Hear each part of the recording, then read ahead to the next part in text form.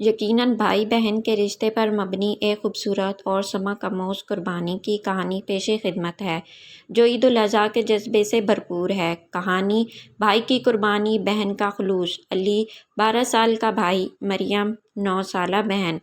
عید الاضحیٰ قریب تھی۔ علی اور مریم کے ابو نے ایک خوبصورت سا سفید بکرا خریدا جسے دونوں بہن بھائی نے پیار سے چمپا نام دیا۔ علی روز چمپا کو گھاس کھلاتا، نہلاتا اور اس کے سینگوں پر رنگین ربن باندھتا۔ مریم اسے کہانیاں سناتی اور رات کو اس کے پاس بیٹھ کر دعائیں پڑھتی۔ چمپا ان دونوں کے دل کا ٹکڑا بن چکا تھا۔ ایک دن ابو نے کہا، بیٹا علی، عید کے دن ہمیں چمپا کو قربانی کے لیے تیار کرنا ہوگا۔ یہ اللہ تعالیٰ کا حکم ہے۔ علی کا دل بیٹھ گیا۔ وہ چپ چاپ اپنے کمرے میں چلا گیا۔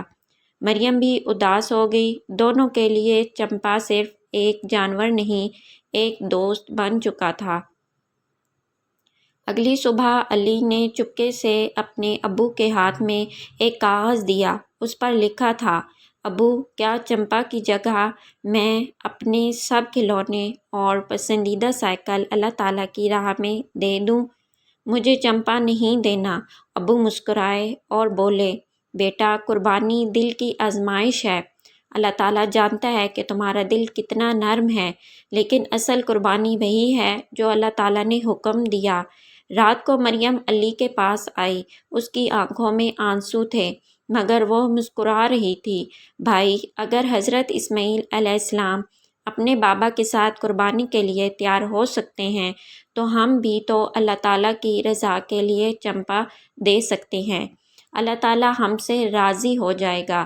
ٹھیک، علی نے سر ہلایا، اور اگلی صبح دونوں بہن بھائی نے خود چمپا کو پیار سے نہلایا، اس کی پیشانی پر دعائیں پڑھیں اور ہاتھ جوڑ کر اللہ تعالیٰ سے دعا کی، یا اللہ، ہماری یہ قربانی قبول فرما۔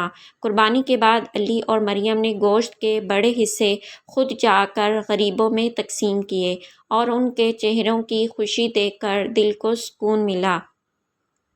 سبق: یہ کہانی ہمیں سکھاتی ہے کہ قربانی صرف جانور دینے کا نام نہیں ہے، بلکہ اپنے دل کی پسندیدہ چیز اللہ تعالیٰ کے حکم پر چھوڑنے کا جذبہ قربانی کہلاتا ہے۔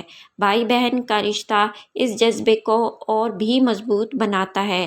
ایک دوسرے کو سہارا دیتے ہیں، قربانی کے درد کو بانٹتے ہیں اور اللہ تعالیٰ کی خوشنودی حاصل کرتے ہیں۔